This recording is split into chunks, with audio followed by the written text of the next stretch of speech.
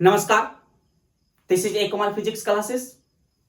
आज हम लोग लेक्चर नंबर 33 करने वाले हैं और लेक्चर नंबर 33 में हम लोग एक बहुत ही महत्वपूर्ण टॉपिक गॉसेस थ्योरम यानी गॉस के नियम के बारे में स्टडी करने वाले हैं। गॉस का नियम क्लास 12th के फिजिक्स का एक बहुत ही महत्वपूर्ण टॉपिक माना जाता है।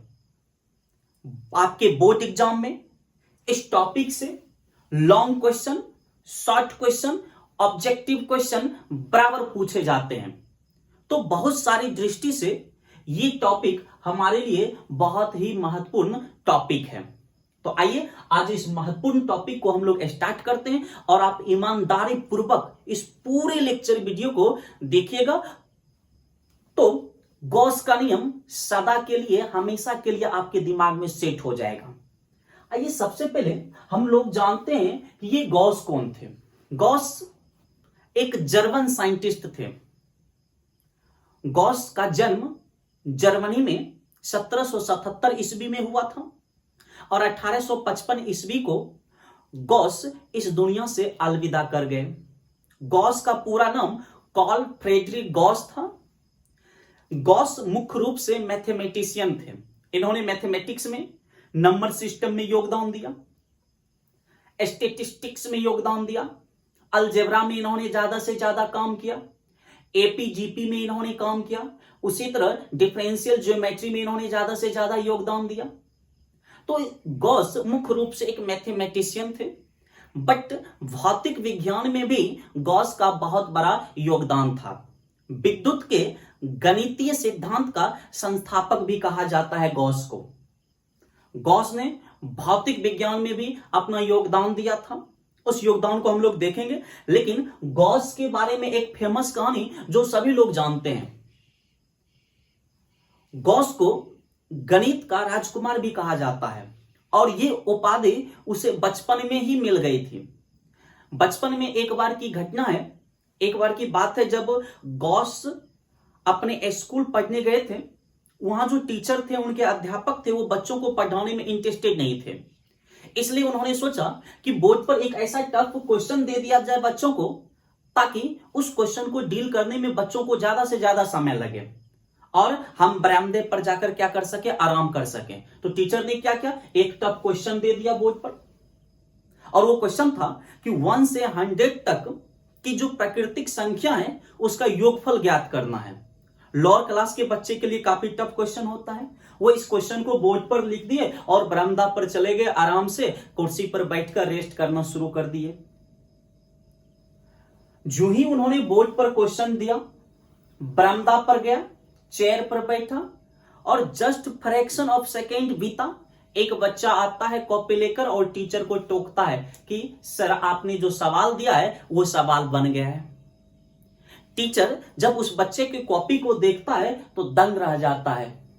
उन्होंने जिस तरीका से, जिस आसान तरीका से उस क्वेश्चन को डील किया, उस तरीका को देखकर टीचर दंग रह जाते हैं और वही बच्चा आगे जाकर कार्ल फ्रेडरिक गॉस के नाम से पूरी दुनिया में फेमस होता है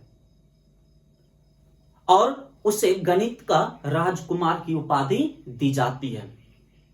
आपको पता होगा कि लगातार 1 से 100 तक के प्राकृतिक संख्या का योगफल हम लोग पढ़ते हैं, समांतर श्रेणी एपीजीपी में पढ़ते हैं। और ये समांतर श्रेणी लिखने वाले कौन थे, समांतर श्रेणी का कॉन्सेप्ट देने वाले कौन थे? आंसर है कार्ल फ्रेडरिक गॉस ही थे, जिन्होंने समांतर श्रेणी का हमें कॉन्सेप्ट दिया। गॉस ने फिजिक्स में भी एक महत्वपूर्ण कॉन्सेप्ट दिया, एक महत्वपूर्ण नियम दिया।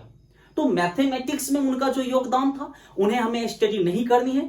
फिजिक्स में, इलेक्ट्रोस्टैटिक्स में उन्होंने किस नियम को दिया, कौन से कॉन्सेप्ट को दिया, उस कॉन्सेप्ट को आज हमें स्टडी करनी है।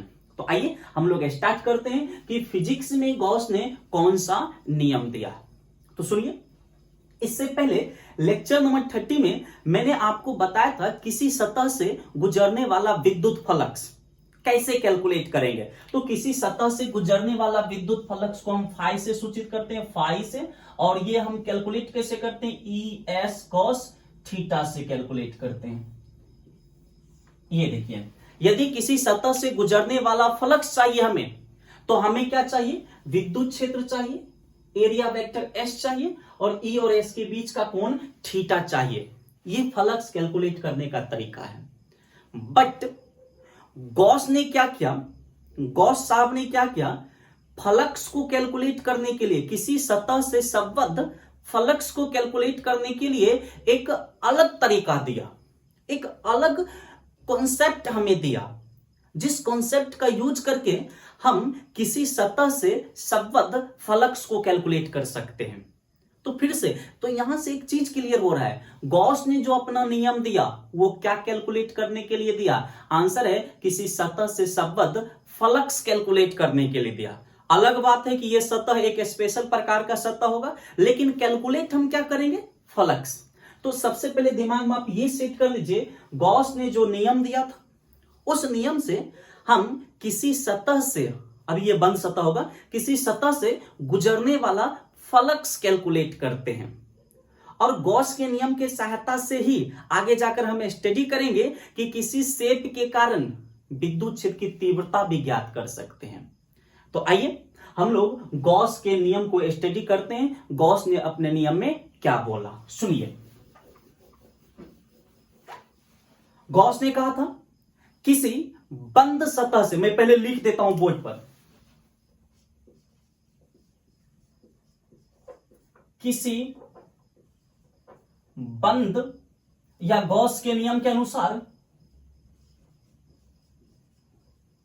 गॉस के नियम के अनुसार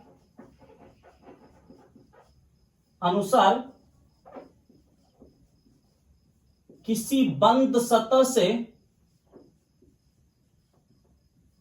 किसी बंद सतह से गुजरने वाला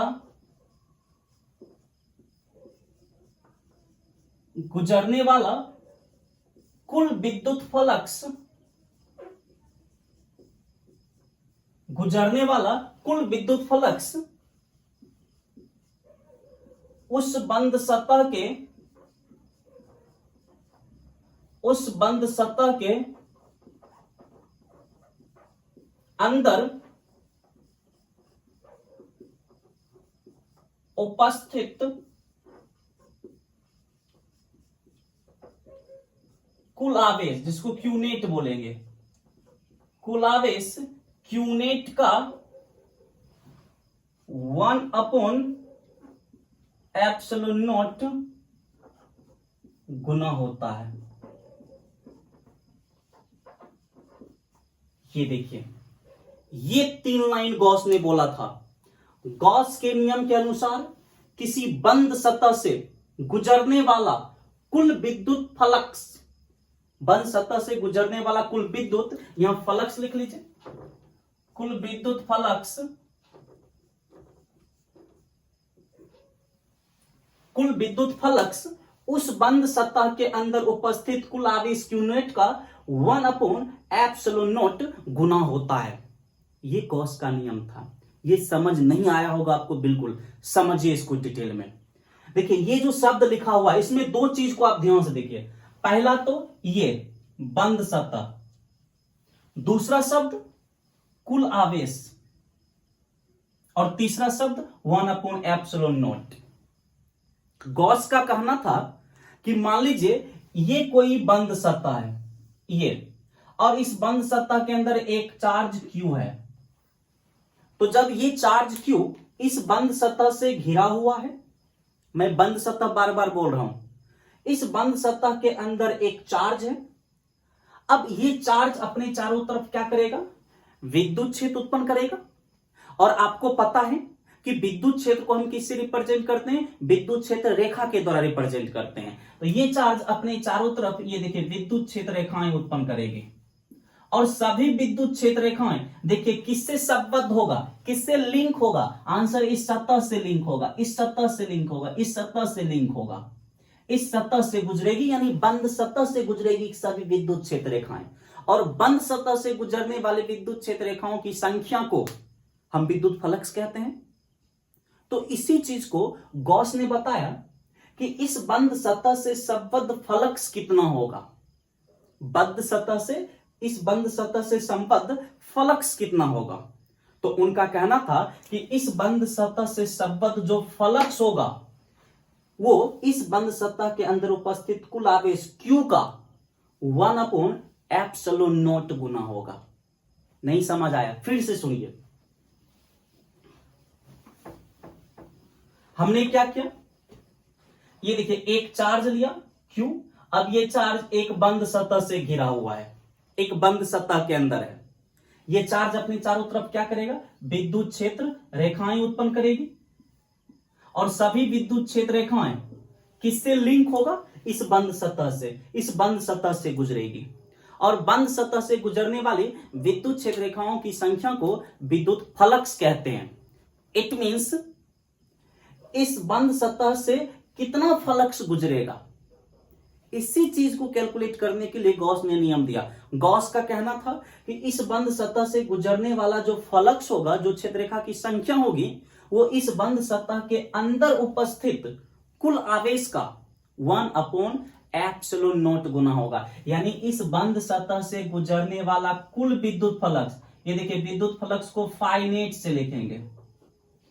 फाइनेट का मतलब बंद सतह से गुजरने वाला कुल विद्युत फ्लक्स क्या होगा, इस बंद सतह के अंदर उपस्थित कुल आवेश। तो इस बंद सतह के अंदर कुल आवेश कितना है, Q नेट, Q, और कुल आवेश को हम Q नेट बोल सकते हैं, कितना गुना, 1/ε0 गुना होगा। ये देखिए, ये हमारा गॉसेस थ्योरम हो गया। This is Gauss's theorem. Gauss's law, phi net equal to Q net upon ε0, या इसको ऐसे भी लिख सकते हैं आप, जरूरी नहीं है फाइनेट को फाइ ही लिख दिए, phi equal to Q upon ε0। ये देखिए, तो आज से आपसे कोई पूछे गॉस का नियम क्या है, तो बोलिए phi equal to Q upon ε0, जहां पर ये Q क्या है, Q total charge, net charge, net charge inside the surface. ये देखिए, ये जो Q है ये सरफेस के अंदर का नेट चार्ज है, कुल आवेश है। और ये ε0 क्या है, परमिटिविटी है, हवा या निर्वात की विद्युतशीलता है, जिसका मान होता है 8.85 गुना 10⁻⁻12 न्यूटन पर मीटर स्क्वायर कूलम स्क्वायर। ये देखिए, तो आपके एग्जाम में पूछे गॉस का नियम, तो क्या बोलेंगे, गॉस के नियम के अनुसार किसी बंद सतह से गुजरने वाला कुल विद्युत फ्लक्स उस बंद सतह के अंदर उपस्थित कुल आवेश का 1/ε0 गुना होता है, and this is called Gauss's law. देखिए, अभी भी नहीं क्लियर हुआ ज्यादा, और क्लियर कीजिए इसको, 100% क्लियर कीजिए।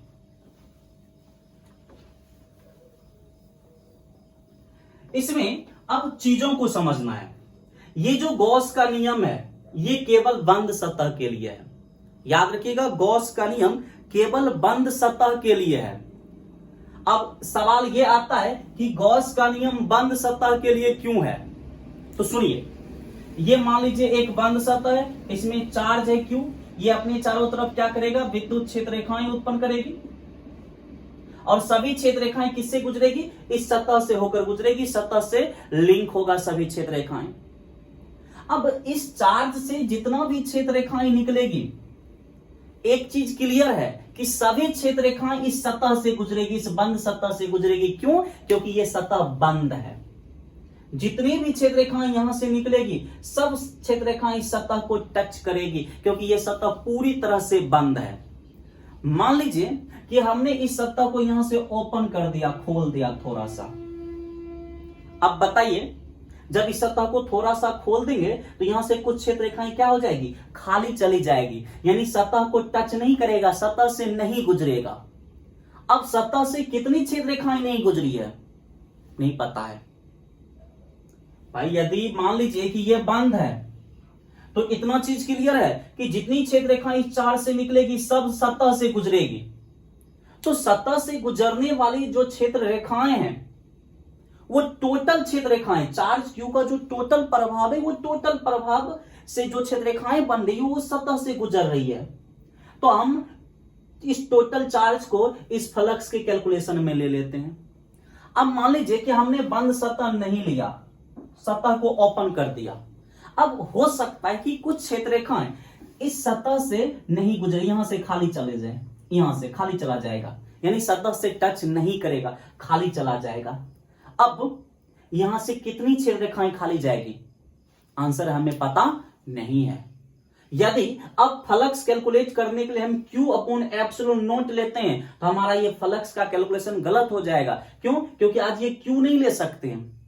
आज इस Q से उत्पन्न सारी क्षेत्र रेखाएं इस सतह से नहीं पास कर रही है, कुछ क्षेत्र रेखाएं यहां से खाली जाएगी। कितनी खाली जाएगी ये हमें पता नहीं है। हाँ, यदि ये सतह बंद है तब 100% क्लियर है, इस Q के टोटल प्रभाव से जितनी क्षेत्र रेखाएं निकल रही है सभी क्षेत्र रेखाएं इस सतह से गुजर रही है, इसलिए टोटल Q का प्रभाव हम कैलकुलेशन में ले लेते हैं। तो याद रखिएगा, गॉस का नियम केवल बंद सतह के लिए लागू होगा, खुले सतह के लिए गॉस का नियम लागू नहीं होता है। इसलिए बंद सतह को हम गॉसियन सतह, गॉसियन पृष्ठ भी कहते हैं। तो याद रखिएगा, जहां जहां बंद सतह आपको मिले उसको आप गॉसियन पृष्ठ बोल सकते हैं। गॉसियन पृष्ठ का मतलब होता है बंद सतह। आपसे कोई पूछे कि गॉस का नियम बंद सतह के लिए क्यों लगता है, तो सिंपल सी बात है, यदि सतह बंद नहीं रहेगा तो कुछ क्षेत्र रेखाएं उससे खाली चला जाएगा, सतह से लिंक नहीं होगा। अब कितनी क्षेत्र रेखाएं सतह से लिंक नहीं होगा ये हम कैलकुलेट नहीं कर सकते हैं। यदि हम फॉर्मूला में टोटल चार्ज लेते हैं तो उसमें एरोनेस आ जाएगा, यानी उसमें कुछ एरर आ जाएगा, कुछ त्रुटियां आ जाएगी, क्योंकि आपने चार्ज पूरा ले लिया जबकि पूरे चार्ज से उत्पन्न क्षेत्र रेखाएं सतह से गुजर ही नहीं रही। क्यों नहीं गुजर रही? क्योंकि सतह आपने ओपन लिया, इसलिए ओपन सतह के लिए गॉस का नियम लागू नहीं होगा। हाँ, यदि बंद सतह है तब एक चीज क्लियर है कि इस चार्ज के कुल प्रभाव से जितनी क्षेत्र रेखाएं निकलेगी सब कहां से जाएगी? इस सतह से होकर जाएगी। इसलिए हम बंद सतह के केस में ये चार्ज टोटल ले सकते हैं। ओके, तो एक चीज समझ आ गया, गॉस का नियम बंद सतह के लिए लागू होगा। दूसरी चीज कि गॉस के नियम में जो ये चार्ज है, ये चार्ज ये हमारा नेट चार्ज है, और ये जो नेट चार्ज है, नेट चार्ज ये बंद सतह के अंदर उपस्थित चार्ज है। गॉस के नियम में जो हम फ्लक्स कैलकुलेट करते हैं वो फ्लक्स बंद सतह के अंदर उपस्थित चार्ज पर निर्भर करता है। बंद सतह के बाहर कितना चार्ज है उससे हमें कोई मतलब नहीं है। जैसे मान लीजिए मैं एक एग्जांपल देता हूं।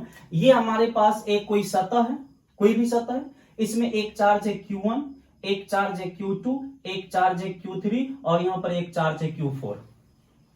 अब मैं आपसे पूछूंगा इस बंद सतह से गुजरने वाला कुल फ्लक्स कितना है, तो आप गॉस का नियम लगाइए।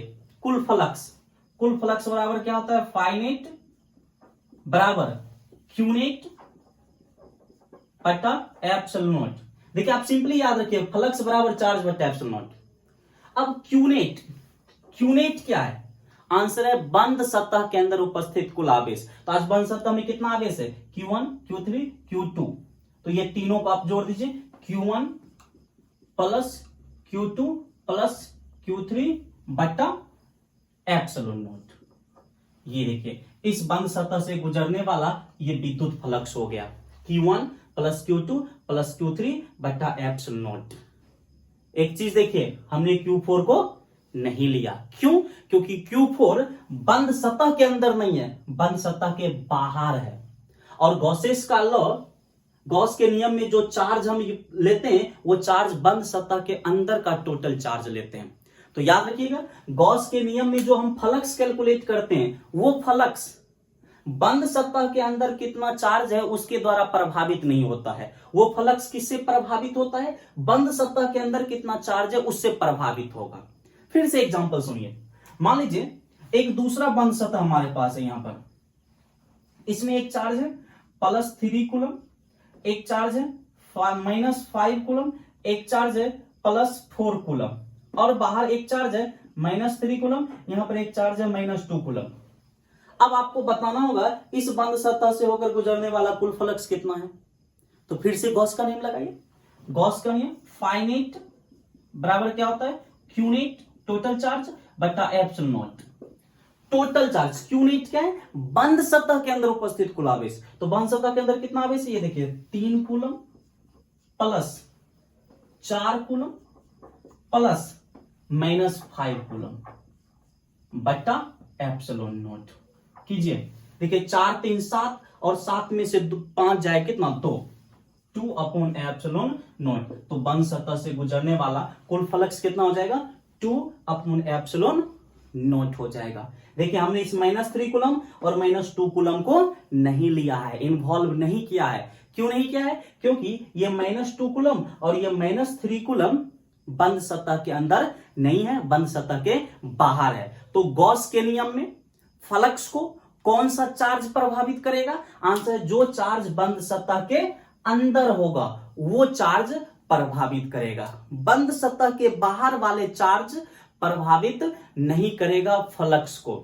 तो मोटा मोटी आपने क्या सुना, फिर से फाइनली सुनिए, हम लोग क्या बोलेंगे, गॉस के नियम के अनुसार किसी बंद सतह से गुजरने वाला कुल विद्युत फ्लक्स बंद सतह के अंदर उपस्थित कुल आवेश का 1 अपॉन एप्सिलॉन नॉट गुना होता है, अर्थात फाइनेट बराबर क्यू नेट बटा epsilon not, and this is Gauss's law, या फाई बराबर क्यू अपॉन एप्सिलॉन नॉट। जहां पर ये क्यू नेट क्या है, बंद सतह के अंदर उपस्थित कुल आवेश है, और एप्सिलॉन नॉट क्या है, हवा या निर्वात की पराविद्युता, कूलम्स लॉ में आपने देखा, और इसका मान कितना होता है, एप्सिलॉन नॉट का 8.85 गुना 10⁻12 पर न्यूटन पर मीटर स्क्वायर कूलम स्क्वायर होता है।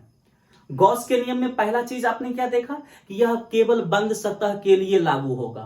क्यों होगा, तो आपने देखा क्योंकि यदि हम बंद सतह नहीं लेंगे तो कुछ क्षेत्र रेखाएं खाली चला जाएगा जिसको हम कैलकुलेट नहीं कर पाएंगे। यदि हम फिर से ये फॉर्मूला लगाएंगे उसमें तो कुछ इसमें एरर आ जाएगी। दूसरा कि गॉस के नियम में जो चार्जेज होता है फ्लक्स को प्रभावित करने वाला, वो बंद सतह के अंदर का चार्ज हम लेते हैं। बंद सतह के बाहर कितनी चार्ज है उससे हमें कोई मतलब नहीं है। बंद सतह के बाहर वाले चार्ज फ्लक्स को प्रभावित नहीं करेगा। ये चीजें आपको समझ आ जानी चाहिए। अब एक और सवाल पैदा होता है कि गॉस के नियम में ये बाहर वाले चार्ज हम क्यों नहीं लेते हैं। सोचिए, मान लीजिए कि हमारे पास यहां पर एक सतह है, मैं इसको थोड़ा मिटा रहा हूं।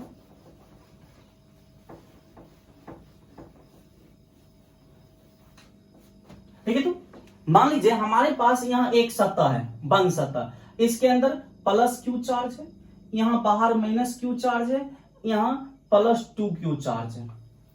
अब आप बताइए कि ये q चार्ज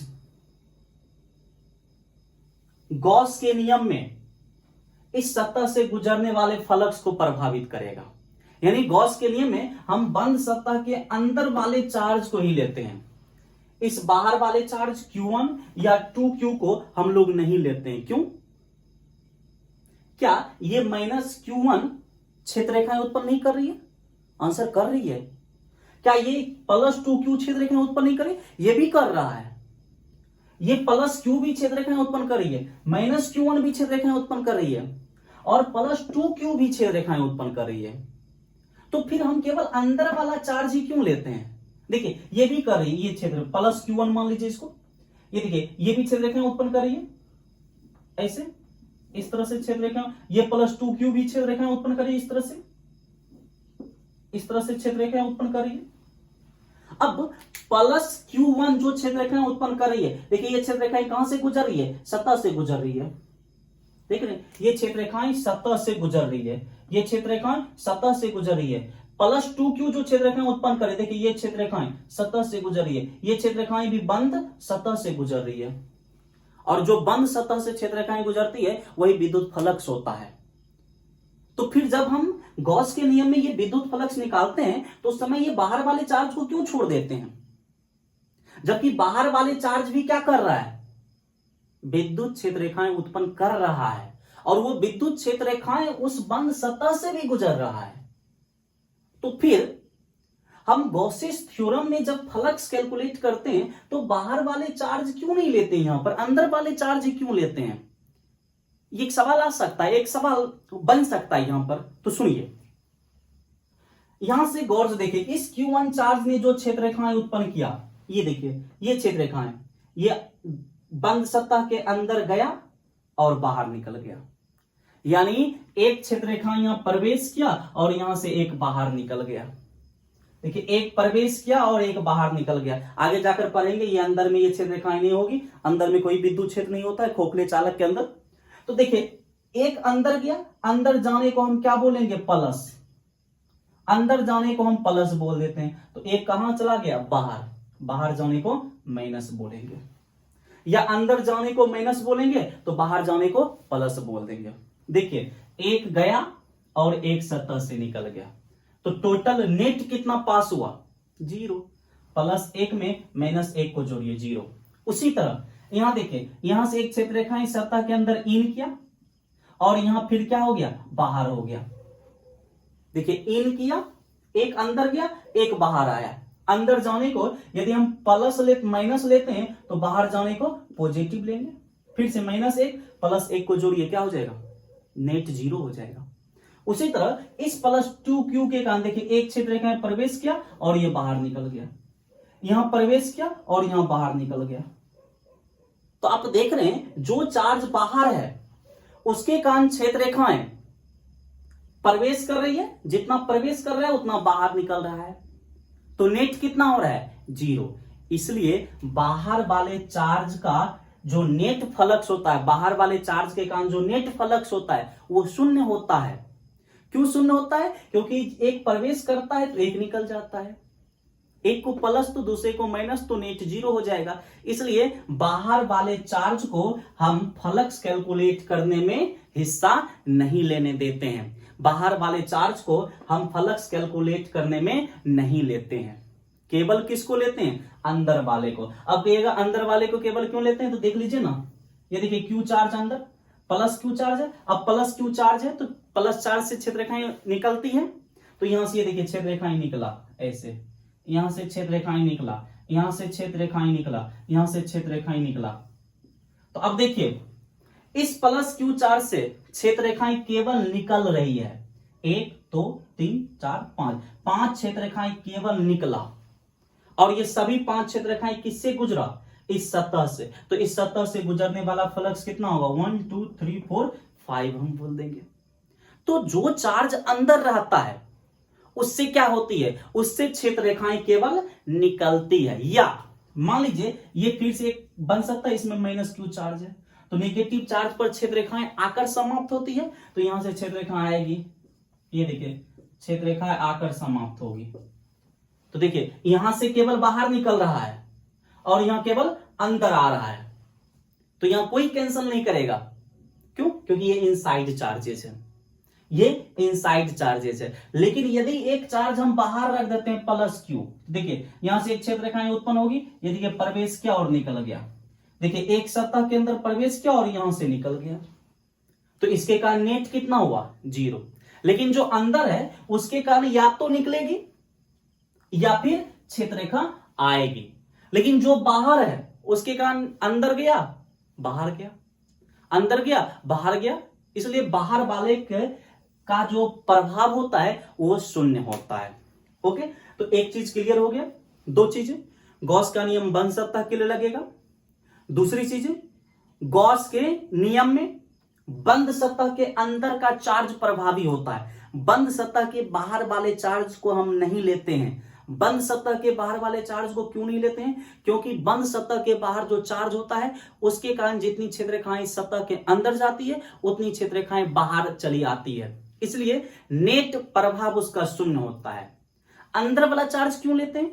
क्योंकि अंदर वाले चार्ज में या तो क्षेत्र रेखाएं उससे बाहर निकलेगी, या नेगेटिव चार्ज है तो उस पर क्षेत्र रेखाएं बाहर से आएगी, या तो आएगी या फिर केवल पॉजिटिव चार्ज है तो जाएगी, इसलिए उसके कारण कुछ ना कुछ फ्लक्स होता है। याद रखिएगा इसको।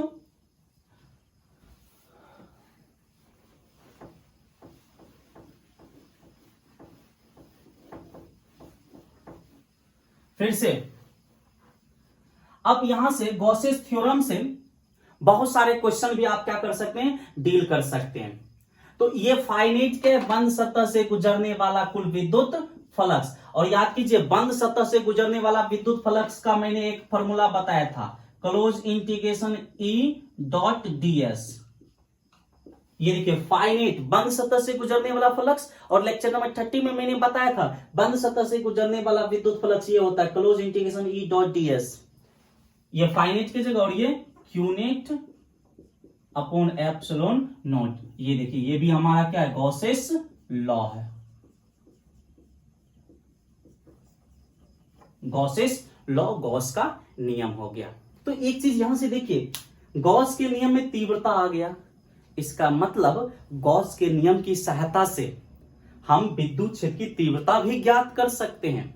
और यह तीव्रता हमने किससे लिंक किया, कूलम के नियम से, इलेक्ट्रिकल फोर्स से ये लिंक है। इसका मतलब गॉस के नियम की सहायता से हम इलेक्ट्रिकल फोर्स यानी कूलम्स लॉ को भी डिराइव कर सकते हैं। तो आगे जाकर हम पढ़ने वाले हैं कि गॉस का नियम कोई नया चीज नहीं है, ये कूलम के लॉ से ही उत्पन्न होता है, या गॉस के नियम से ही कूलम का नियम उत्पन्न होता है, यानी दोनों एक दूसरे के ये रिवर्सेबल है। आप कूलम के नियम से गॉस का नियम उत्पन्न कर सकते हैं, या गॉस के नियम से आप कूलम के नियम को क्या कर सकते हैं, प्रूफ कर सकते हैं, वो बात की बात है। अब ये याद रखिएगा, कोई पूछेगा गॉस का नियम फाइनाइट बराबर Q net upon epsilon naught, या close integration E.ds is equal to Q net upon epsilon naught, this is Gauss's theorem. यदि एग्जाम में पूछे 2 मार्क्स में लिखने के लिए तो आप ये लिख दीजिए, गॉस के नियम के अनुसार किसी बंद सतह से गुजरने वाला कुल विद्युत फ्लक्स उस बंद सतह के अंदर उपस्थित कुल आवेश का 1/ε0 गुना होता है। गॉस के नियम में आपने क्या क्या सीखा, पहला गॉस का नियम किस चीज के लिए दिया गया, फ्लक्स कैलकुलेट करने के लिए। दूसरा गॉस के नियम बंद सतह के लिए लागू होता है। तीसरा गॉस के नियम में जो हम चार्ज लेते हैं वो बंद सतह के अंदर का चार्ज लेते हैं, बाहर का चार्ज नहीं लेते हैं। ओके, ये हमारा टोटल गॉसेस थ्योरम था। अब इसी गॉसेस थ्योरम के आधार पर हम लोग कुछ न्यूमेरिकल्स को डील करते हैं। आइए न्यूमेरिकल्स हम लोग देखते हैं। ये देखिए आपके बोर्ड पर ये 6 क्वेश्चन है गॉसेस थ्योरम के आधार पर, गॉसेस थ्योरम के बेसिस पर। अब ये क्वेश्चन बहुत ही महत्वपूर्ण क्वेश्चन है। देखिए पहला क्वेश्चन है बिहार बोर्ड 2018 में पूछा हुआ क्वेश्चन है शॉर्ट के रूप में। दूसरा क्वेश्चन IIT 2004 में पूछा हुआ है, और एक अंतिम क्वेश्चन देखिए AIEEE 2003 में पूछा हुआ है। तो ये सारे क्वेश्चन आपको चुटकी में बन जाएगा, देखते ही बन जाएगा। आइए सबसे पहला क्वेश्चन हम लोग ये बनाते हैं, क्वेश्चन नंबर फर्स्ट। देखिए क्वेश्चन फर्स्ट क्या कहता है, पढ़िए। कहता है किसी गॉसीय पृष्ठ में -q, गॉसीय पृष्ठ यानी बंद सतह, किसी गॉसीय पृष्ठ में -q +2q तथा -q आवेश है, पृष्ठ से निर्गत विद्युत फ्लक्स की गणना करें। बिहार बोर्ड 2018 में यह क्वेश्चन 2 मार्क्स में पूछा था। क्वेश्चन देखिए, कहता है किसी गॉसीय पृष्ठ में -q +2q तथा -q आवेश है। ये देखिए गॉसीय पृष्ठ है यानी बंद सतह। ये देखिए इसमें -q है, +2q है और -q है। ये देखिए 3 चार्ज है। कहता है इससे गुजरने वाला फ्लक्स निकालिए। तो किसका नियम लगा देंगे, गॉस का नियम। आइए फ्रॉम गॉसेस लॉ, चूंकि फाइनाइट बराबर क्या होता है, क्यूनेट अपॉन एप्सिलॉन नॉट। करते जाइए, ये फाइनाइट क्या है, कुल विद्युत फ्लक्स बंद सतह से गुजरने वाला। क्यूनेट क्या है, बंद सतह के अंदर कुल उपस्थित आवेश है। एप्सिलॉन हवाई निर्वात की विद्युतशीलता। अब क्यूनेट बंद सतह के अंदर उपस्थित कुल आवेश, तो बंद सतह के अंदर कुल आवेश कितना है, सबको जोड़ दीजिए। देखिए -q प्लस ये क्या +2q प्लस -q। ये देखिए इस बंद सतह के अंदर नेट चार्ज कितना है, -q plus 2q plus -q बटा एप्सिलॉन नॉट। करते चलिए, देखिए -q -2q और ये +2q। बट्टा एप्सिलॉन नॉट। इसलिए फाइनेट देखिए +2q माइनस 2q घटकर 0, ये बच्चा 0 बट्टा एप्सिलॉन नॉट बराबर 0। ये देखिए यानी इस बंद सतह से नेट कितना फ्लक्स गुजरेगा? आंसर है 0 गुजरेगा। अब इसको दूसरे तरीका से समझिए, इस बंद सतह के से गुजरने वाला नेट फ्लक्स 0 क्यों हुआ? क्योंकि इस बंद सतह के अंदर नेट चार्ज कितना है? 0 है। कैसे नेट चार्ज 0 है? देखिए माइनस 2q, अब -2q में +2q को जोड़ेंगे कितना? 0। तो बंद सतह के अंदर टोटल चार्ज 0 है। अब जब टोटल चार्ज 0 है तो देखिए 0 बट्टा एप्सिलॉन नॉट क्या हो जाएगा? 0। जब चार्ज ही नहीं है टोटल इसके अंदर तो यहां से क्षेत्ररेखाएं कैसे उत्पन्न होगी? नेट क्षेत्ररेखाएं नहीं होगी।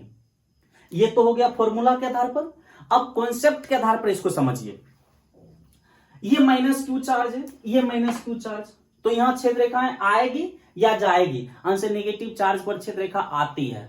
तो ये -q चार्ज है। मान लीजिए यहां 4 क्षेत्ररेखा आया, ये देखिए 1 2 3 4 क्षेत्ररेखाएं यहां पर आया। ये भी -q है, यहां भी कितनी क्षेत्ररेखाएं आएगी? 4। तो यहां भी देखिए 4 क्षेत्ररेखाएं आया, 4 क्षेत्ररेखाएं यहां पर आया इस पॉइंट पर। तो देखिए टोटल कितनी क्षेत्ररेखाएं आया? 4 क्षेत्ररेखाएं सतह के अंदर गया। अब ये +2q है, +2q, तो पॉजिटिव चार्ज यहां से क्षेत्ररेखाएं बाहर जाएगी क्योंकि पॉजिटिव चार्ज से क्षेत्ररेखाएं निकलती है। अब इस +2q से क्षेत्ररेखाएं निकलेगी, q से 4 क्षेत्ररेखाएं निकलती है तो 2q से 8 क्षेत्ररेखाएं, तो यहां से 8 क्षेत्ररेखाएं निकलेगी। 2 3 4 5 6 7 8। देखिए कितनी क्षेत्ररेखाएं आया? ये देखिए 4 और ये 4 क्षेत्ररेखाएं अंदर गया और 4 क्षेत्ररेखाएं क्या हो गया? सॉरी 4 4 8 क्षेत्ररेखाएं अंदर गया और 8 क्षेत्ररेखाएं बाहर निकल गया। 8 अंदर गया, 8 बाहर निकल गया, टोटल कितना बचा? 0। इसलिए इस सतह से गुजरने वाला टोटल फ्लक्स क्या हो जाएगा? 0 हो जाएगा। मेरे ख्याल से ये समझ आया होगा। अदरवाइज आप इस कॉन्सेप्ट को छोड़िए, टोटल चार्ज ही कर लीजिए ना। टोटल चार्ज 0 हो रहा है इसलिए फ्लक्स क्या हो जाएगा? 0 हो जाएगा। बिहार बोर्ड 2018 में पूछा हुआ ये क्वेश्चन था। नेक्स्ट क्वेश्चन, ये पहला क्वेश्चन था हमारा।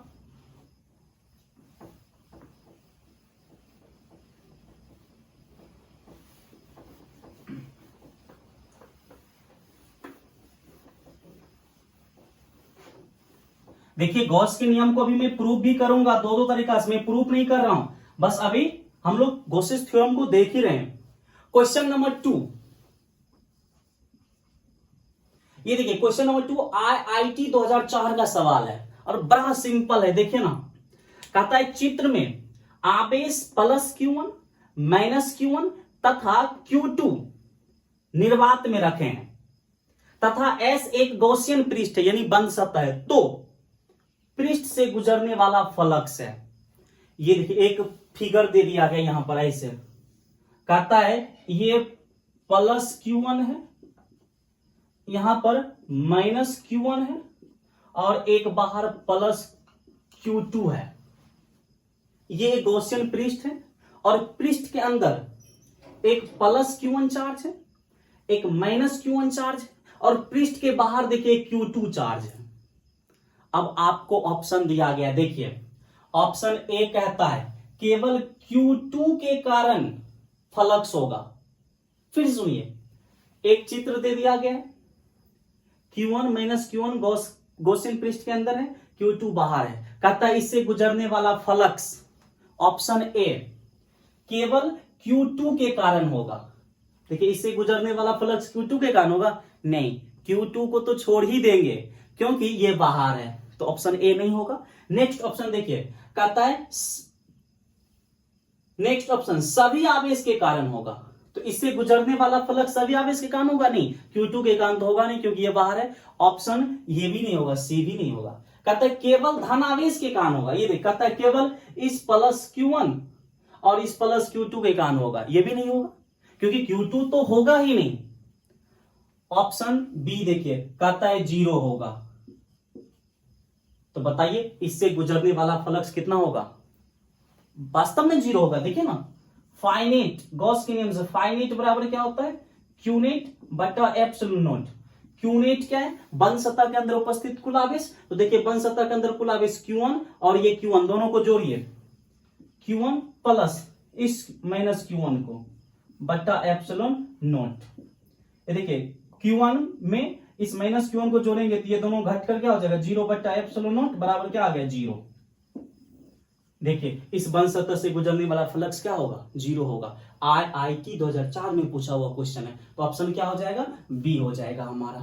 देखिए कितना सिंपल है, सिंपल देखकर ही पता चलता है कि ये देखिए प्लस Q1, तो यहां से चार्जेस क्षेत्ररेखाएं क्या होगी? बाहर जाएगी। मान लीजिए प्लस Q1 से 2 क्षेत्ररेखा बाहर गया, माइनस Q1 माइनस है तो क्षेत्ररेखाएं अंदर जाएगी, कितना?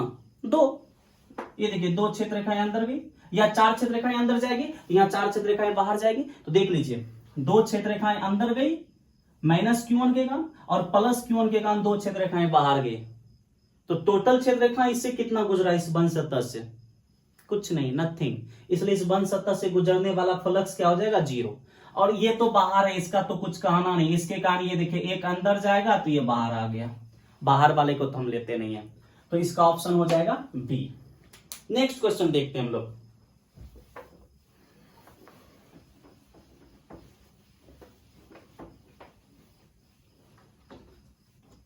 अब इसी तरह एक और क्वेश्चन, ये IIT 2004 का था। उसी तरह एक सबसे नीचे वाला 6 नंबर क्वेश्चन देखिए, AIEEE 2003 का क्वेश्चन नंबर 6, सबसे नीचे पर ये क्वेश्चन को कहता है यदि किसी बंद पृष्ठ में प्रवेश करने वाला फ्लक्स φ1 है तथा निकलने वाला फ्लक्स φ2 है, तो पृष्ठ के अंदर आवेश होगा।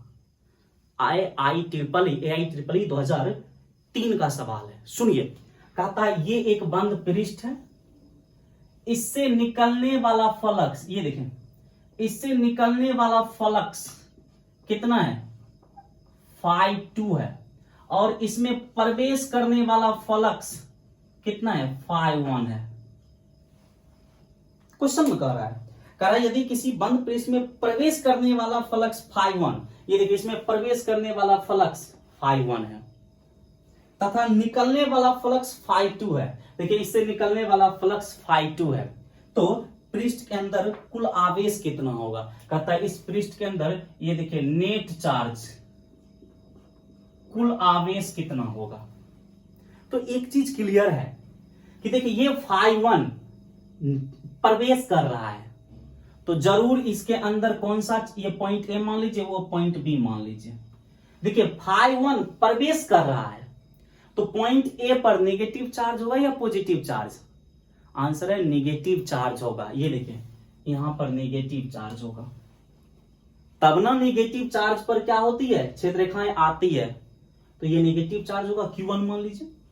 और पॉइंट बी से फ्लक्स निकल रहा है, इसका मतलब पॉइंट बी पर क्या होगा? Positive charge plus Q2 charge होगा। ओके, तो ये φ2 यहां से निकलने वाला फ्लक्स है, इसको हम क्या मान लेंगे? पॉजिटिव मान लेंगे। और φ1 इस बंद सतह में प्रवेश करने वाला फ्लक्स है, इसलिए इसको हम नेगेटिव मान लेंगे। क्यों φ1 को नेगेटिव मान लेंगे? क्योंकि ये फ्लक्स किसके कारण होगा? नेगेटिव चार्ज के कारण। क्यों? क्योंकि ये प्रवेश कर रहा है। और φ2 को हम धनात्मक लेंगे, क्यों? क्योंकि ये निकल रहा है, और निकलता किसके कारण है? पॉजिटिव चार्ज के कारण। इसलिए φ2 को हम पॉजिटिव लेंगे और φ1 को क्या लेंगे? नेगेटिव लेंगे। ये देखिए φ1 हमारा पॉजिटिव और φ2 हमारा पॉजिटिव होगा और φ1 हमारा क्या हो जाएगा? नेगेटिव हो जाएगा। नहीं समझ आया? इस क्वेश्चन को फिर समझिए।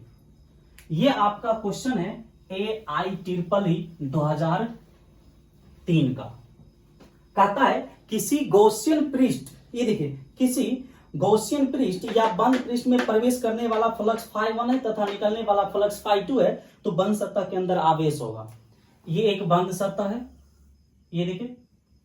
कहता है इसमें प्रवेश करने वाला फ्लक्स ये φ1 है, और यहां से निकलने वाला फ्लक्स φ2 है, तो इस बंद सतह के अंदर नेट चार्ज कितना होगा? Net charge. तो आप सबसे पहले दिमाग लगाइए, ये φ1 फ्लक्स प्रवेश कर रहा है, तो बंद सतह के अंदर चार्ज छेद रेखा में प्रवेश करता है फ्लक्स किसके का? नेगेटिव चार्ज के का। तो जरूर यहां क्या होगा? नेगेटिव चार्ज रहा होगा, Q1 नेगेटिव रहा होगा, तब ना नेगेटिव चार्ज पर आकर छेद रेखाएं क्या होगी? समाप्त होगी, प्रवेश करेगी। और यहां से निकल रही है φ2, इसका मतलब यहां पर क्या रहा होगा? पॉजिटिव चार्ज, प्लस Q2 मान लेते हैं, तब ना पॉजिटिव चार्ज से छेद रेखाएं क्या होगी? निकलेगी, फ्लक्स निकलेगी यहां से। तो पॉजिटिव चार्ज के कारण फ्लक्स निकलता है और निकलने वाला फ्लक्स φ2 है, इसलिए इसको पॉजिटिव लेंगे। नेगेटिव चार्ज के कारण फ्लक्स आता है, प्रवेश करता है, और नेगेटिव चार्ज के कारण फ्लक्स प्रवेश करता है और प्रवेश करने वाला फ्लक्स φ1 है, इसलिए इसको नेगेटिव मान लेते हैं। अब आपको बताना होगा इस बंद सतह के अंदर नेट फ्लक्स φ नेट बराबर क्या हो जाएगा? दोनों को जोड़ देंगे, φ1 और φ2 को जोड़ देंगे। जोड़ दीजिए आपको, ये -φ1 प्लस φ2, नेट फ्लक्स ये ना होगा, टोटल फ्लक्स कितना होगा? दोनों फ्लक्स को हम जोड़ देंगे, बराबर हो जाएगा। देखिए φ2 को पहले लिख दीजिए और -φ1, ये हो गया नेट फ्लक्स। अब गॉस के नियम से, फ्रॉम गॉसेस लॉ, अब गॉस का नियम हमारा क्या कहता है? φ नेट बराबर Q नेट बटा एप्सिलॉन नॉट। अब Q नेट बराबर क्या हो जाएगा? Q नेट बराबर देख लीजिए, Q नेट को इधर लाइए और φ नेट को इधर ले जाइए, क्या हो जाएगा? φ नेट बटा एप्सिलॉन नॉट, है ना आएगा भाई। आप एप्सिलॉन नॉट को यहां ले जाइए, 1 मिनट। φ नेट बराबर होता है Q net upon epsilon not. अब यहां से हम क्या करते हैं कि आप Q नेट को इधर लाइए नीचे, Q नेट नीचे आएगा, यहां 1 बचेगा तो 1 अपॉन एप्सिलॉन नॉट। अब Q नेट को नीचे लाने के बाद इसको हम लोग इधर भेज देंगे। कुछ प्रॉब्लम हो रहा है, कोई मिस्टेक हो रहा है? नहीं, ठीक है। अब Q नेट बराबर क्या हो जाएगा? हमारा आंसर है Q नेट बराबर ये और ये आपस में क्या हो जाएगा? मल्टीप्लाई हो जाएगा, यानी हमारा ये हो जाएगा Q नेट बराबर हो जाएगा एप्सिलॉन नॉट गुना φ नेट गुना एप्सिलॉन नॉट। φ नेट हमारे पास कितना है? φ2 माइनस φ1 और एप्सिलॉन इंटू एप्सिलॉन नॉट, ये हमारा आंसर हो जाएगा। सिंपल सी बात है। गॉस का नियम φ बराबर क्या होता है? Q अपॉन एप्सिलॉन नॉट हो जाएगा। तो Q बराबर क्या होगा? यहां देखिए नीचे कुछ नहीं तो 1, Q बराबर φ इंटू एप्सिलॉन नॉट। तो बंद सतह के अंदर उपस्थित कुल चार्ज कितना हो जाएगा? φ2 माइनस φ1 इंटू एप्सिलॉन नॉट। यहां पर ऑप्शन है, ये हो जाएगा। ये यदि ये भागा नहीं, ये गुना है, ये भी गुना है, ये ऑप्शन नंबर ए हो जाएगा हमारा। φ2 माइनस φ1 इंटू एप्सिलॉन नॉट हो जाएगा। ओके, ये IEEE 2003 का सवाल था।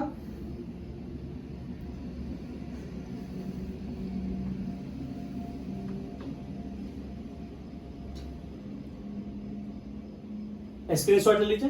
तो क्वेश्चन नंबर 1, 2 और 6 हमने कर लिया। अब क्वेश्चन नंबर 3 करते हैं।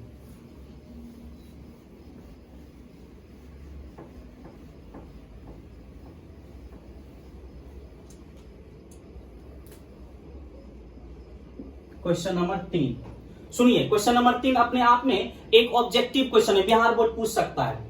एक बंद पृष्ठ के भीतर एक विद्युत द्विध्रुव स्थित है, उस बंद पृष्ठ से निर्गत विद्युत फ्लक्स होगा। देखिए, एक बंद पृष्ठ है और इसके अंदर एक विद्युत द्विध्रुव, याद कीजिए विद्युत द्विध्रुव में -Q और एक क्या होता है? +Q। ये देखिए, एक इलेक्ट्रिक डायपोल स्थित है, इसी को नहीं इलेक्ट्रिक डायपोल कहते थे। तो एक बंद पृष्ठ के अंदर एक इलेक्ट्रिक डायपोल विद्युत द्विध्रुव स्थित है, तो पृष्ठ से निकलने वाला विद्युत फ्लक्स होगा। बताइए कितना होगा विद्युत फ्लक्स? तो आपको पता है इलेक्ट्रिक डायपोल का नेट चार्ज क्या होता है, 0। तो बंद सतह के अंदर नेट चार्ज क्या हो गया, 0। तो इससे गुजरने वाला फ्लक्स क्या हो जाएगा, 0। या आप गॉसेस के लॉ से कर लो, फ्रॉम गॉसेस लॉ, चूंकि फाइनेट बंद सतह से गुजरने वाला कुल flux Q net upon epsilon not. Q net क्या है, टोटल चार्ज। टोटल चार्ज जोड़िए डायपोल का, ये देखिए plus Q plus minus Q बटा एप्सिलॉन नॉट। देखिए प्लस क्यू माइनस क्यू घटकर 0, 0 बटा एप्सिलॉन नॉट बराबर क्या आ गया, 0। यानी ये ऑब्जेक्टिव ही बन गया। याद ही रखिएगा, यदि किसी बंद सतह के अंदर आप एक electric dipole, 2 electric dipole, 1000 electric dipole को रख दो, उससे गुजरने वाला नेट फ्लक्स क्या होगा, 0 होगा। आपके एग्जाम में पूछेगा कि एक बंद पृष्ठ के अंदर n इलेक्ट्रिक डायपोल को रख दिया गया है, तो उससे गुजरने वाला फ्लक्स होगा क्या हो जाएगा, 0 हो जाएगा। क्यों? क्योंकि एक इलेक्ट्रिक डायपोल का टोटल चार्ज 0 होता है, 2 रखिएगा उसका भी टोटल चार्ज 0, 3 रखिएगा, 1000 रखिएगा, कितना भी इलेक्ट्रिक डायपोल रखिएगा सबका नेट चार्ज 0 होगा। और जब बंद सतह के अंदर चार्ज ही नेट 0 होगा, नेट चार्ज 0 होगा, देखिए क्यू नेट 0 पुट करेंगे, एप्सिलॉन नॉट से भाग देंगे तो फाइनेट क्या आ जाएगा, 0 आ जाएगा। याद रखिएगा, ये क्वेश्चन नंबर 3 था हमारा, क्वेश्चन नंबर 3। क्वेश्चन नंबर 4 करते हैं, ये भी अच्छा क्वेश्चन है। क्वेश्चन नंबर 4,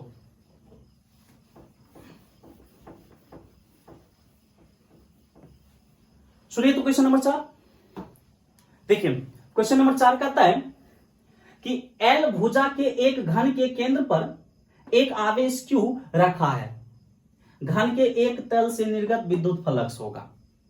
ऑप्शन 4 दिया गया, A B C D। कहता है एल भुजा का एक घन है, तो ये देखिए मैं एक घन बना रहा हूं आपको,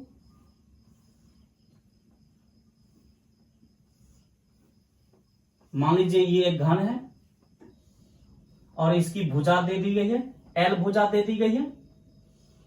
ये देखिए इसकी भुजा एल दे दी गई है, सभी भुजा इसकी एल है। अब इसके सेंटर पर, यहां घन का जो सेंटर है, इस पर एक चार्ज रख दिया गया है क्यू। क्यू घन के सेंटर पर, कहता है इस घन के किसी एक सतह से गुजरने वाला फ्लक्स कितना होगा। तो सबसे पहले आप ये समझिए कि घन क्या है, एक बंद सतह है, गॉसियन पृष्ठ है, बंद सतह। इस घन से गुजरने वाला, पहले टोटल फ्लक्स निकाल लेते हैं हम। घन से गुजरने वाला कुल फ्लक्स, घन से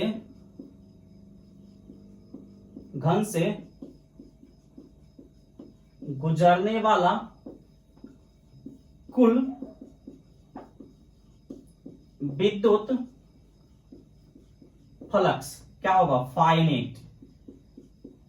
तो कुल विद्युत फ्लक्स बराबर क्या होता है, क्यू नेट गॉस के नियम से अपॉन एप्सिलॉन नॉट।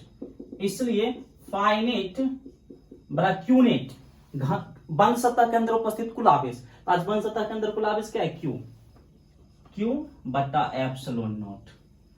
तो देखिए इस घन से गुजरने वाला कुल विद्युत फ्लक्स कितना हो गया, क्यू अपॉन एप्सिलॉन नॉट। यहां ऑप्शन है, देखिए ऑप्शन ए है Q upon epsilon not. Tick out कर दे, नहीं, क्योंकि यहां घन से गुजरने वाला कुल विद्युत फ्लक्स नहीं पूछ रहा है, पूछ रहा है घन के एक तल से निर्गत विद्युत फ्लक्स कितना होगा। तो घन से गुजरने वाला, तो घन में टोटल कितने सतह होते हैं, 6 सतह होता है। यदि मैं बोलूंगा घन से गुजरने वाला विद्युत flux Q upon epsilon not है, इसका मतलब घन के 6 सतह से गुजरने वाला flux Q upon epsilon not है। देखिए घन से गुजरने वाला flux Q upon epsilon not है, तो घन में तो 6 सतह होता है, 6 फलक होता है, ऊपर नीचे दाएं बाएं आगे पीछे। तो ये जो घन से गुजरने वाला फ्लक्स है Q अपॉन एप्सिलॉन नॉट, ये 6 सतह से गुजरने वाला फ्लक्स है। तो 6 सतह से, चूंकि 6 सतह से, यानी 6 सतह से गुजरने वाला फ्लक्स कितना है, Q अपॉन एप्सिलॉन नॉट। इसीलिए एक सरफेस से गुजरने वाला फ्लक्स, देखिए घन से गुजरने वाला flux Q upon epsilon not, यानी 6 सतह से गुजरने वाला flux Q upon epsilon not. तो 6 सतह से गुजरने वाला flux Q upon epsilon not, तो एक सतह से गुजरने वाला Q बटा 6 एप्सिलॉन नॉट। तो याद रखिएगा घन के एक सतह से गुजरने वाला फ्लक्स कितना हो गया, Q/6 एप्सिलॉन नॉट। तो ऑप्शन क्या हो जाएगा, ये देखिए Q/6 epsilon naught, option number B हो जाएगा। पूछेगा दो सतह से गुजरने वाला फ्लक्स, तो क्या कर देंगे, 2 से गुना कर देंगे इसको, 2 से, क्योंकि एक सतह से गुजरने वाला ये है, तो 2 सतह से 2 से, 3 सतह से पूछेगा तो 3 से मल्टीप्लाई कर देंगे। तो याद रखिएगा ये क्वेश्चन नंबर आपका 4 था, देख लीजिए इसको। तो 2 चीजें, पहला कि किसी बंद सतह के अंदर यदि 1000 इलेक्ट्रिक डायपोल रख देंगे तो उससे गुजरने वाला फ्लक्स कितना होगा, 0 होगा। यदि किसी एल भुजा के एक घन के केंद्र पर Q आवेश रखा है तो उसके एक तल से गुजरने वाला फ्लक्स, तो पूरे घन से गुजरने वाला विद्युत फ्लक्स Q/एप्सिलॉन नॉट, तो एक भुजा से एक सतह से गुजरने वाला Q/6 epsilon not.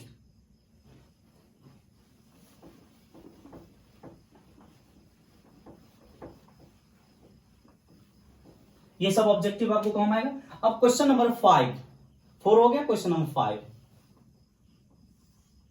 Question number 5 ये अच्छा क्वेश्चन है, सुनिए। कहता है R मीटर त्रिज्या के खोखले गोले के केंद्र पर Q आवेश है।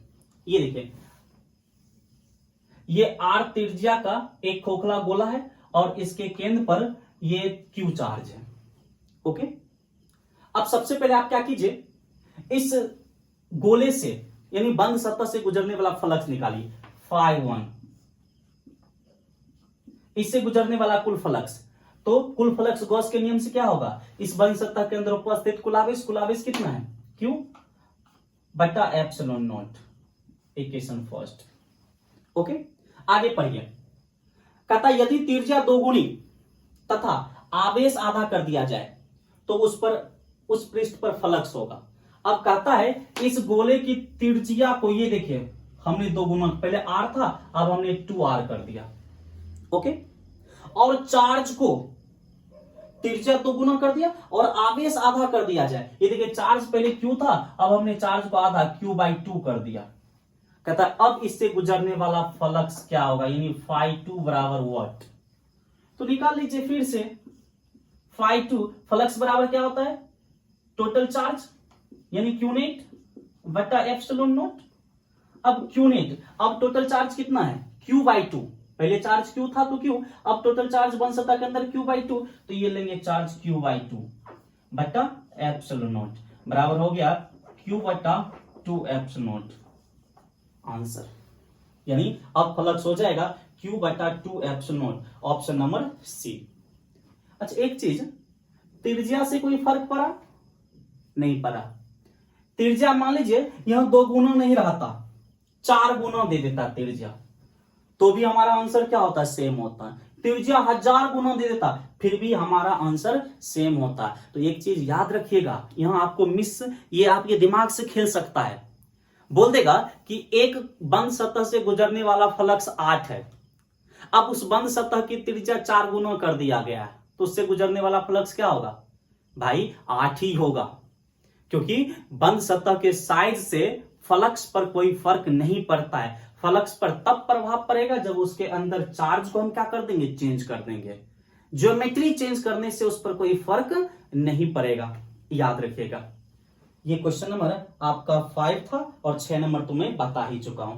ये पूरा गॉस के नियम पर आधारित क्वेश्चन था। कभी कभी एक क्वेश्चन और आपको पूछेगा, कहेगा हवा में, ये क्वेश्चन नंबर 7 देख लीजिए, हवा में एकांक धनावेश से गुजरने वाला फ्लक्स, एकांक धनावेश से, तो देखिए तो हवा में एकांक धनावेश से गुजरने वाला फ्लक्स, तो फिर से फ्लक्स का फॉर्मूला लगाएंगे गॉस के नियम से, φ बराबर Q/एप्सिलॉन नॉट।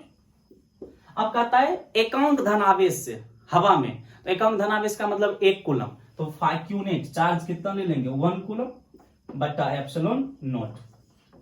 ये देखिए 1/एप्सिलॉन नॉट, हवा में एकांक धनावेश से गुजरने वाला ये विद्युत फ्लक्स 1/एप्सिलॉन नॉट। इसका मान निकालना चाहते हैं तो एप्सिलॉन नॉट का मान रख दीजिए, उसका वैल्यू निकल जाएगा। ओके, तो ये सारे क्वेश्चंस हो गए। गॉसेस थ्योरम आप याद रखिएगा। फिर से मैं फाइनल रिवीजन करवा देता हूं। कोई पूछे गॉस का नियम क्या है, बोलिए किसी बंद सतह से होकर गुजरने वाला कुल विद्युत फ्लक्स उस बंद सतह के अंदर उपस्थित कुल आवेश का 1/एप्सिलॉन नॉट गुना होता है, इसे गॉस का नियम कहते हैं। गॉस का नियम बंद सतह के लिए लागू होता है, इसलिए बंद सतह को हम गॉसियन पृष्ठ भी कहते हैं। क्यों बंद सतह के लिए लागू होता है, क्योंकि बंद सतह यदि हम नहीं लेंगे तो हम ये डिसाइड नहीं कर पाएंगे कि उस खाली क्षेत्र से कितनी छेद रेखाएं फालतू गई है। इसलिए यदि बंद सतह होगा तो ये क्लियर है कि जितनी भी छेद रेखाएं चार्ज से निकलेगा सब सतह से गुजरेगी। दूसरा कि गॉस के नियम में बंद सतह के अंदर वाले चार्ज ही फ्लक्स कैलकुलेट करने में लिया जाता है, बंद सतह के बाहर वाले चार्ज नहीं लिया जाता है। क्यों? क्योंकि बंद सतह वाले चार्ज से बंद सतह के अंदर जो चार्ज होगा उससे जो छेद रेखाएं अंदर जाएगी फिर बाहर जाएगी, एक अंदर गया एक बाहर गया तो टोटल 0। यदि बंद सतह के अंदर पॉजिटिव चार्ज है तो बंद सतह से छेद रेखाएं निकलेगी। यदि बंद सतह के अंदर नेगेटिव चार्ज है तो बंद सतह के अंदर छेद रेखाएं प्रवेश करेगी। यदि किसी बंद सतह के अंदर इलेक्ट्रिक डायपोल को रख दिया जाए तो उससे गुजरने वाला नेट फ्लक्स शून्य होगा। ये सारी चीजें आप याद रखिएगा। आज के क्लास में हम लोग इतना ही करेंगे। लेक्चर नंबर 34 में हम लोग जो अभी आपने गॉस का नियम पढ़ा, ये फाइनेट बराबर Q net upon epsilon not, इसको हम लोग सिद्ध करेंगे। यानी लेक्चर नंबर 34 में हम लोग लिखेंगे गॉस के नियम को सत्यापित करें, गॉस के नियम को सिद्ध करें। दो तरीका से हम लोग सिद्ध करेंगे, फिर गॉस के नियम के एप्लीकेशन पढ़ेंगे। आज की क्लास में इतना ही। That's all.